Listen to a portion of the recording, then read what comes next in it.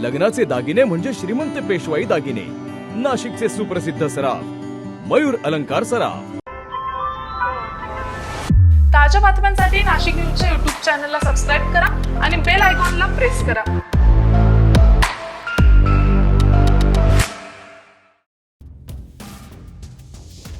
नाशिकमध्ये धारदार शस्त्रानं हल्ल्याची धक्कादायक घटना समोर आलेली आहे। या हल्ल्यामध्ये 5 युवक जखमी झाले तर त्यापैकी 2घांची प्रकृती ही चिंताजनक असल्याची माहिती आहे। दरम्यान या प्रकरणात पोलिसांच्या कारवाईवरही प्रश्नचिन्ह उपस्थित करण्यात येत आहे। मिळालेल्या माहितीनुसार नाझीम गुलाम रसूल शेख यांनी 13 मार्च 2026 रोजी इंदिरानगर पोलीस ठाण्यामध्ये तक्रार दिलेली होती।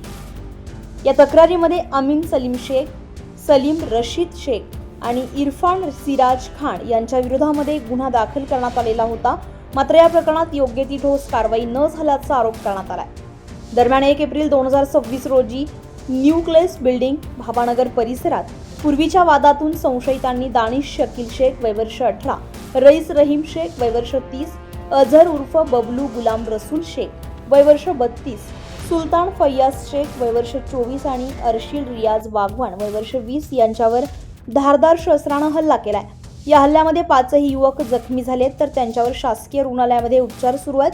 यापैकी दानिश शेख आणि अझहर उर्फ बबलू शेख यांची प्रकृती गंभीर असल्याची माहिती समोर येते आहे। दरम्यान या प्रकरणी मुंबई नाका आणि इंदिरानगर पोलीस ठाण्यामध्ये तक्रारी दाखल करण्यात आल्या, मात्र पोलिसांकडून होत असलेल्या तपासामध्ये निष्काळजीपणा असल्याचा आरोप तक्रारदारांकडून करण्यात येतोय। नाम सत्तार मुनाफ शेख है और मैं मदीना नगर वडाला गाँव में रहता हूँ और मेरी बच्ची है फिरदौस शेख करके भांजी। ये लड़की सलीम रशीद शेख इनके लड़के अमीन को दी हुई थी और अमीन ने वसीम कोतवाल की बीवी को भगा के लेके आया। 2 साल पहले से इनका मैटर चल रहा था। अब ये झगड़ा हुआ, थोड़ा सा हमारे घर में बाताबाती हुई कि भाई वो तुमने लड़की को लाए, ऐसा करे वैसा करे।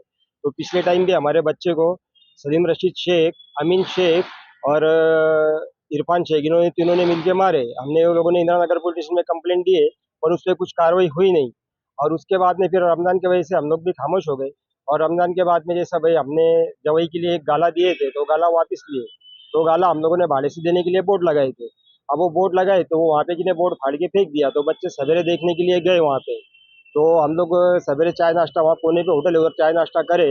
उसके बाद में सलीम रशीद शेख, अमीन शेख और जमीर शेख ये तीनों मिलके वहाँ आए और उसके बाद में इरफान शेख करके और सोहिल शेख ये दोनों बाजू में खड़े थे।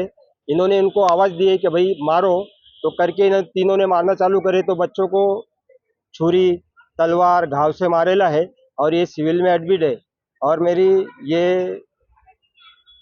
कमिश्नर साहब से अपील है, संदीप कर्णिक साहब से मेरी अपील है कि मुझे इसका इंसाफ चाहिए और मेरे बच्चों को इसको न्याय दिलाओ। फिरदौस अमीन शेख है और मेरे हस्बैंड ने मेरे भाई लोगों को मार के घायल किया है। इसके पहले भी जब वार हुआ था मुझे इंसाफ नहीं मिला है और मुझे अभी इंसाफ चाहिए। पोलिसांच्या कारवाईबाबत नाराजी व्यक्त करत नातेवाईकांनी प्रसार माध्यमांशी संवाद साधलाय। या घटनेमुळे परिसरात तणावाचं वातावरण निर्माण झालं असून या प्रकरणात पुढे काय कारवाई होते याकडे आता सर्वांचंच लक्ष लागलंय। संजय परमार, नाशिक न्यूज, नाशिक। ताज्या बातम्यांसाठी नाशिक न्यूजच्या YouTube चॅनलला सबस्क्राईब करा आणि बेल आयकॉनला प्रेस करा।